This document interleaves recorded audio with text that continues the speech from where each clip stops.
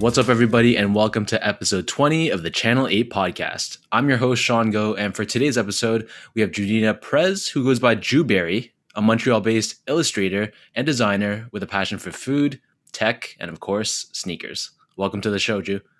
Thanks for having me, Sean. How's everything going? Pretty good. Just taking it easy. How about you? For me, I don't know. I'm okay. Can't complain. You know, summer's here. We get Friday half day off at work, so I can't complain about that. It's been pretty cold here, so it doesn't feel like summer just yet. Oh yeah, because I thought Yeah. the whole country's having like that heat wave thing, but I guess it's more like a West Coast thing.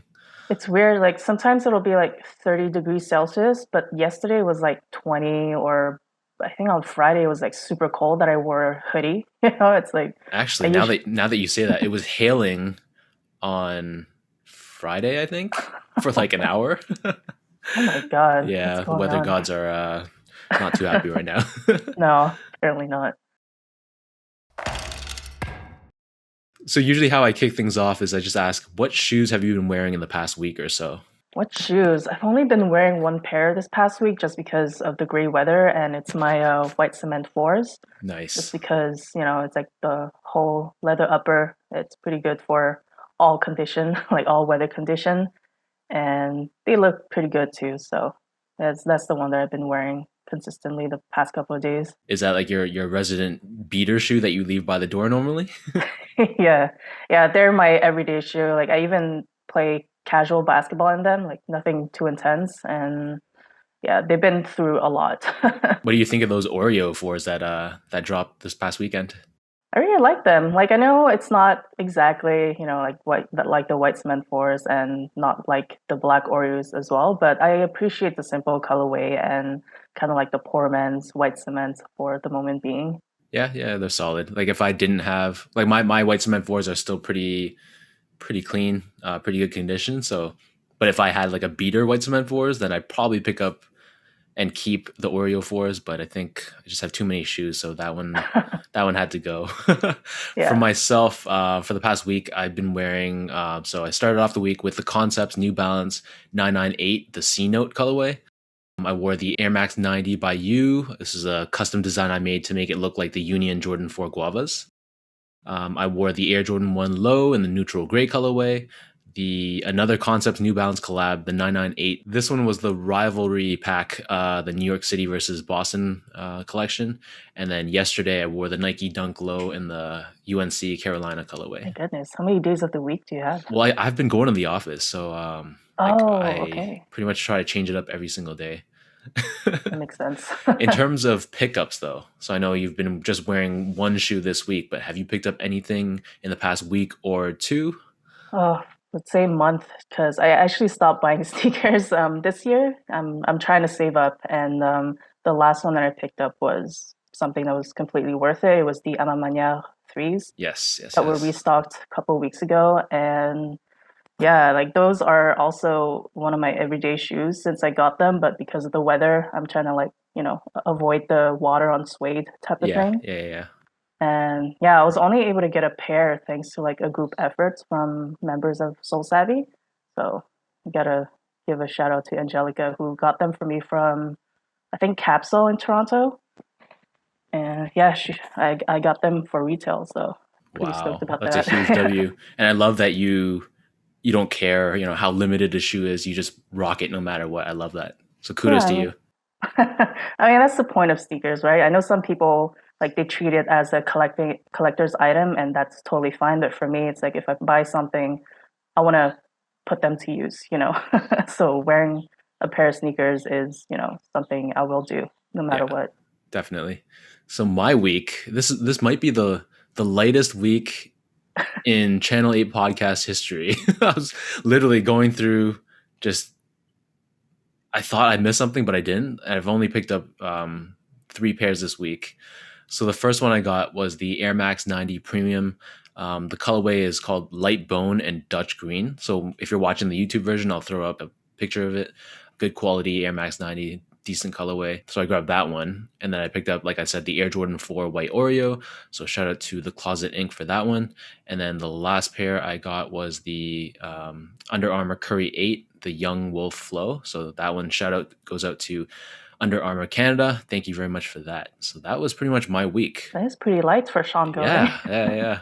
It's getting dry in the well, but but the wallet is happy. Now let's move on to my channel flipping segment, which is a rapid fire Q&A session where I give you two options and you pick the one option that you're feeling the most. So are you ready? I think so. And I apologize in advance if these questions are terrible, but It's okay. I've seen a few from your podcast, the video podcast, so I think I'm prepared a little bit. So first off, because I know you are a designer and illustrator, I'm going to ask you Adobe Photoshop or Adobe Illustrator? Oh, Illustrator. Hand painting or digital coloring? I'm gonna say digital. You can own any shoe you ever want or travel anywhere you ever want? Travel, hands down. Good answer. The Nike Dunk or the Nike Air Max 1? Air Max 1. The Nike Off-White Blazer Original, the 10, or Sean Wotherspoon 197? Ooh, that's a hard one. I own both. I'm gonna say the Sean Wotherspoon. Air Jordan 4 or Air Jordan 11? 4. Adidas Forum or Adidas ZX? They're both nice silhouettes, but I'm gonna go with the Forum. Montreal poutine or Montreal smoked meat sandwiches? Oh, not trying to get canceled by any Montrealers, but oh my goodness, between the two, hey? Because Yeah. I was gonna say I'm gonna go with a smoked meat poutine, but One or the other. yeah, I think a poutine can't go wrong with the poutine. I have to ask, is there like a rivalry thing in Montreal where people are really devoted to one over the other or something? No, definitely not. Okay, rice or noodles? Oh my God, that's a debate my friends and I often have, and it always takes me a while to answer this one, but I'm gonna go with noodles. Okay, I respect that. And last question. You have to give up Southeast Asian cuisine or you give up every other type of cuisine in the world. Oh my God, what is this question? I know you're a foodie, so I'm going to ask the tough questions. That one is tough. Oh my goodness. There's so much in Southeast Asian cuisine too. The rest of the world? Sean, what are you doing to me? Oh my God. I'm gonna stick to my roots and say the rest of the world. So you'll give up the rest of the world. Yes. Nice. I would be happy to eat rice and noodles for the rest of my life. Okay, so. Yeah. I'd probably do the same, to be honest. So you've mentioned on Instagram, like I've seen this post you posted a while back. It was a photo of your dad, and he was rocking a pair of the original Air Max 90s in like the early 90s. And you had mentioned that kickstarted your passion for shoes. So can you share with everyone, what was it about those Air Maxes and seeing your dad wearing those shoes that sparked your love for sneakers today? I just don't know what it was exactly that did it for me, but like the design and the color blocking obviously caught my attention as a child, but I think a lot of it has to do with being influenced by my dad. You know, like it's my dad. I obviously idolized him as a kid, and there's also sentimental reasons. It was the first pair of new sneakers that he was able to afford. After wearing secondhand clothing when he came to Canada from Cambodia in the early 80s, it was like his pride and joy, like to see him wear a pair of kicks so proudly and for him to take care so much of it. Like I knew that they were special in his eyes. So I think his love and enthusiasm for sneakers transferred onto me as a kid. And also, I was also a sporty tomboy growing up. So naturally, I was gravitating towards athletic footwear. And also growing up in the 90s, it was hard to not see how much the sneaker culture was quickly taking over the mainstream. So my friends and I would always, like talk about what Michael Jordan is wearing or what like this hip hop artist is bringing to the scene. So yeah, I think for me, like my love for sneakers and Air Maxes is very much sentimental. So what was the first sneaker that you picked up when you were younger? Like was there something that you consider like your first, special pair that you got, or was it more until adulthood that you started buying? I think the first sneaker that I remember owning and loving them was another pair of Air Max that my dad got me when he was able to afford a few for my mom and I. I don't remember exactly what the model was, but I just remember seeing like the Air Max logo on it. It was like all white with like a hit of like emerald green on it, and the bubble was going all around the midsole in the back. I was never able to find the name of the silhouettes, but that's the first pair of sneakers that I can remember like kick-starting my love for wanting more of them, you know? And everything else that came after were like, knockoff Converse or like Fila's or LA Gear, like all these more affordable brands Yeah. compared to all the Nikes that were being released.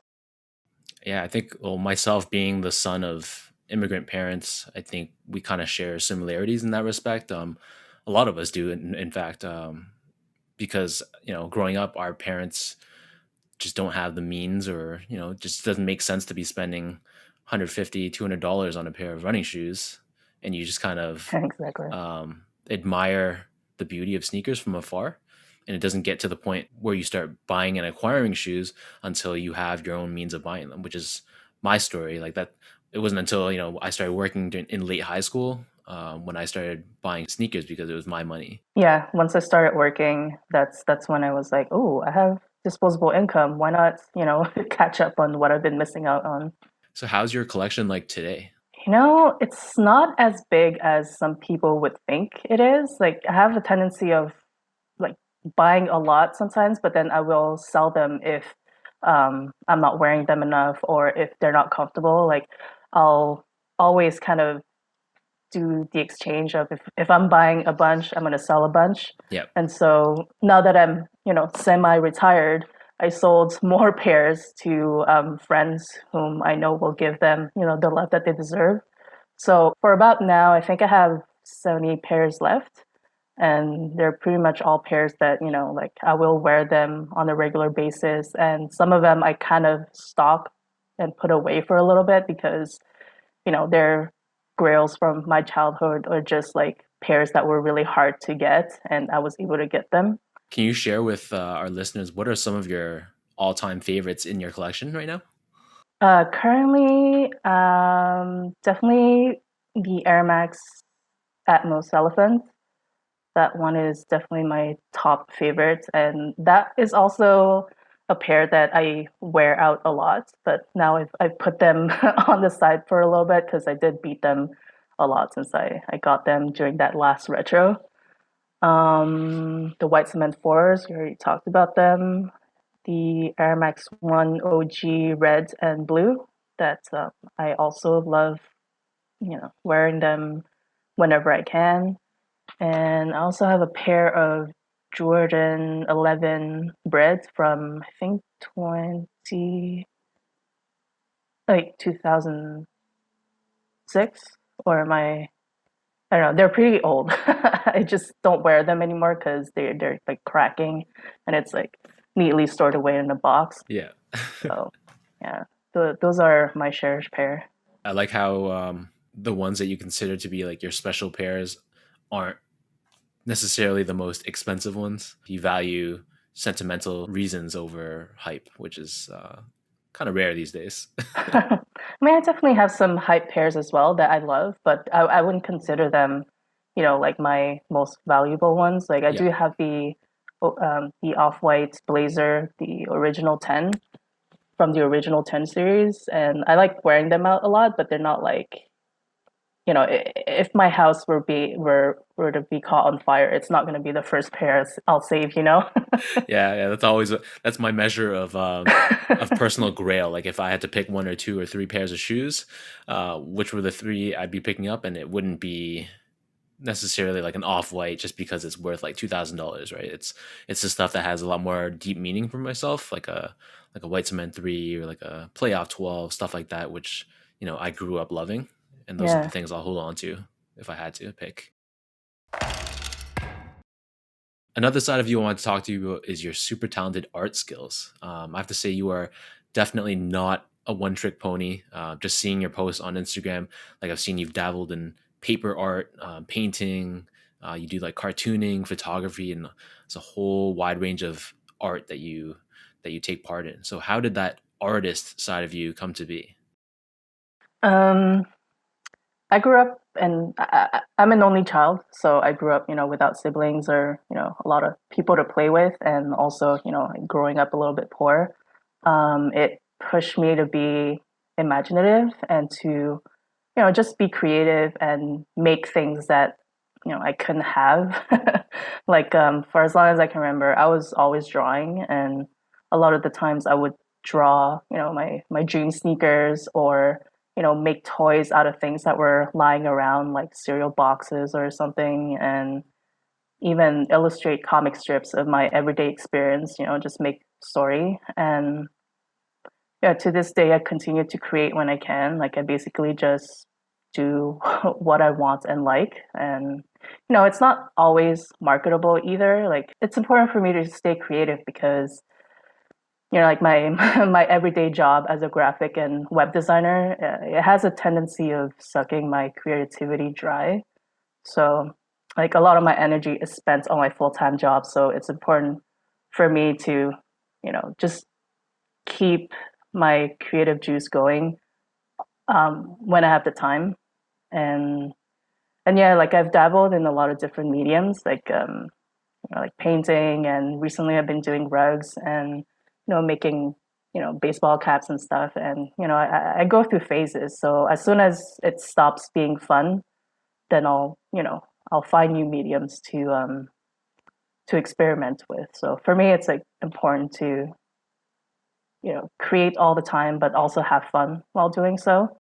Definitely, the importance of having fun and enjoying what you're doing is so key. And I said this before many times, but the day this whole YouTube thing of mine starts becoming feeling like a chore or like a job, and I don't have any joy doing it, then I really hope I can just step away. Because fun fact, like a lot of people don't know this about me, but so my background's in accounting and finance, but I loved art my whole life. Same as you. Used to draw my own comics and superhero designs and stuff like that. And then I did art throughout high school. And then when it came time to choose my path for university, it came down to going to University of Waterloo for the accounting program, or going to OCAD for fine arts.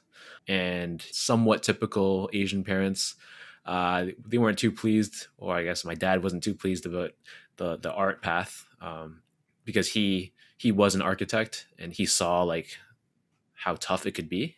Hmm. Whereas like a degree in accounting, it's a relatively safe career and you kind of have like that safety net. So I went with accounting, and I just always maintained like a side of myself dedicated to expressing my creativity. So it morphed from illustration and drawing into photography. And I think that's part of the reason why I love taking photos of my sneakers and Instagram and all that stuff, because not because of the followers and not because of the brand perks, which are no doubt they're amazing. And shout out to everyone that supports me. But at the end of the day, like I love taking pictures. Like I love photography. I love sneakers, and merging the two, it just makes me happy. I've seen your drawings before, Sean. You're pretty good. A little Who rusty, but I mean, man, you could have been like who knows, like an artist and influencer. But I totally understand where parents are coming from, and wanting something stable for your life.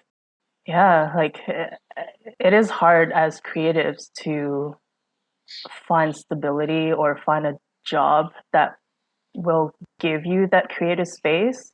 Because even for me, like as a graphic slash web designer, like yes, it can be creative, but within certain restrictions Yeah. because you are working for a company, you know? It's not going to be your design. It's going to be making a design for them, you know? So whatever you think looks good might not necessarily what your client wants, you know? So yeah, it's a hard field to be in, like the creative one, especially if you are a creative person who needs to, you know, like fly free and create what you want. Yeah, yeah, I hear you because I have a few friends who are in like the graphic design space, and like I see like the burnout. I don't know if that's the right term, but like they feel so constrained by the rules of the job, and it's not really them flexing their creative muscles. It's more so just executing what other people envision, which kind of sucks. You'd spoke about designing, illustrating your own shoes, and one thing I wanted to touch upon was so your design of the Air Max 90 was actually chosen to be produced as the second Solesavy custom sneaker, the SS2. So how did that whole process come to be? Like, how did that even happen? So when Solesavy announced that they were choosing the Air Max 90 as their next silhouette, I knew exactly where my concept was gonna go. Like and I was convinced that other people would be on board as well. So, you know, like my mind immediately went to my ultimate grails, which is the para pata cherry wood, you know? So when they were asking for suggestions and mock-ups, like I immediately like opened a few tabs in Chrome and found all the images of the Air Max 1 cherry woods in different angles, and and then I created a few mock-ups with the colorway using my iPad in Procreate, and then that's it. I just shared it on the Soul Savvy Slack, and a couple of people chimed in. For the most part, the reception was very positive. And then there's another member who's also a graphic designer, and then he chimed in, and then he added like some things that he thought was like cool, and I was like, and we just kind of bounce ideas off of each other. So the creative process was like more of a group effort. Like I presented the initial mock-up, which is the cherrywood inspiration, and then people chimed in and added little details that they wanted, so like the stitching from the off-white concept and things like that. So yeah, like I tried to be true to the original as much as possible to the cherrywood, but like the differences between the two silhouettes were also kind of significant, between the Air Max 1 and the 90. So for me, like for that shoe, obviously like premium materials was um, the goal. Like the suede, the velvet, and everything that they used on the Air Max 1 pair. But mostly it's like the burgundy color that they have, because seeing the laser blue color on the midsole for the base, I knew that the two would complement each other very well. So um, that was basically my process of creating that initial mock-up, which is the cherry wood inspiration. So was it a open call to members to say, hey, like we're creating the second custom Air Max 90, just show us all your possible designs, or how did that go? Yeah, so they basically, like for the first iteration of the Soul Savvy Custom, they wanted members to give their input, and they just wanted to create something that members will feel like they're part of something special.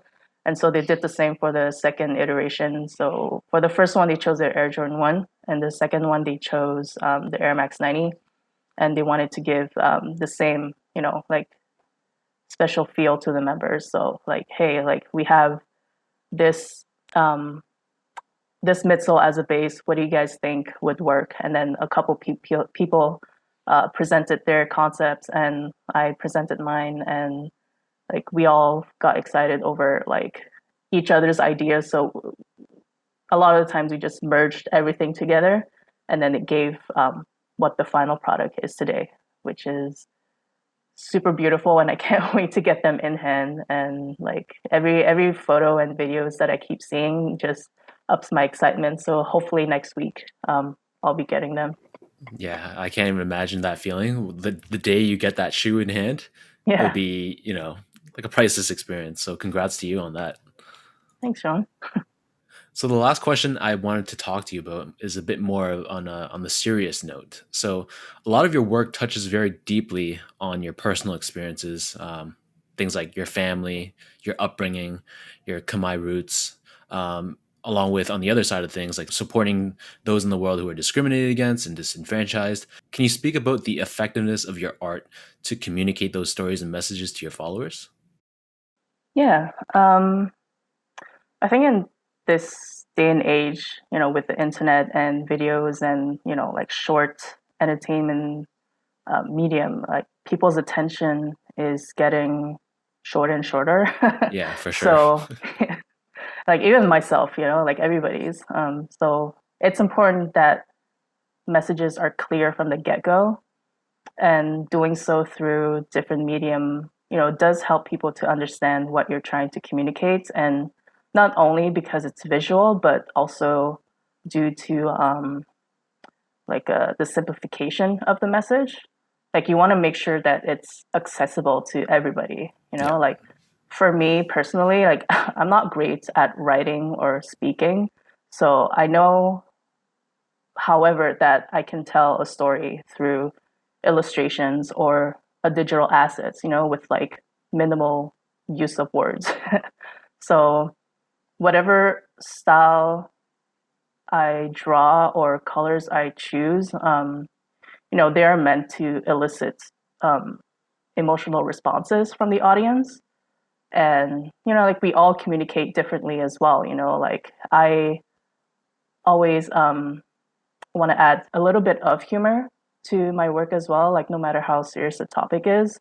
And again, it's only because I want to make it more accessible and for people to relate and understand what I'm trying to say or where I'm coming from. And, I feel like I would fail if people are instantly turned off by wanting to look at my work. Like if people don't want to read or try to understand what I'm trying to say from a drawing or a painting or, like a web banner, even, then, then I haven't done my job.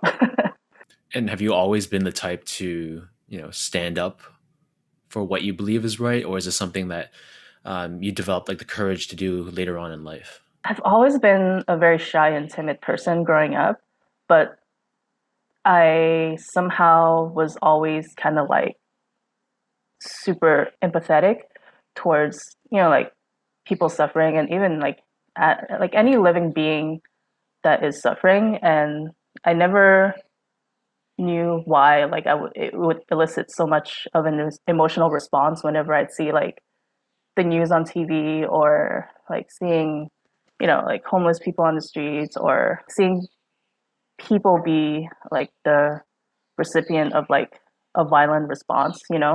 Like I never really knew how to process all of this until my adulthood, when I started meeting more radical folks and activists, and like to see the work that they would do, like speaking up no matter how scared you are, or even like writing a strongly worded letter. Like the people I met would um, use the skills that they would have in order to stand up for the people who don't have a voice. So I learned a lot from these people, and it is super scary to like speak up for those who can't. But like the more you do it, the less scary it is, and the more it also educates you and makes you learn on how to adapt your communication with different people.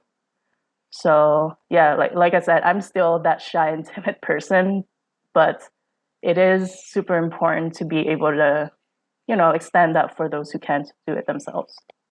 You say you're shy and timid, but like I look up to you in many ways for your strength and courage, and your artwork and the messages that you convey, all very powerful. So thank you for always being that person.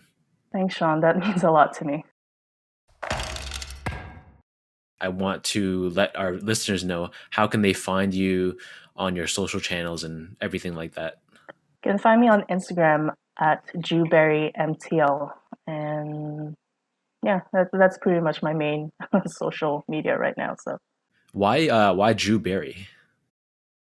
you know what? I was trying to remember the origin, but it was mostly my friend who started calling me that, and I was like, "Oh, this is actually kind of cute. I'm gonna use it," and then it just stuck with me. And my first name is Judyna, and a lot of my friends call me Ju. And somehow adding berry at the end of it was like, okay, like this is cute. I'm gonna start using it and probably market it. That's amazing. Yeah. Dope. And for myself, if you guys want to check out my YouTube channel, you can find me at youtube.com/SeanGo. My Instagram is sgo8, and you can find me on Twitter as well at sean.go spelled out. So Ju, thank you so much for such an insightful conversation. Learned a lot about you, and thank you for sharing your experiences.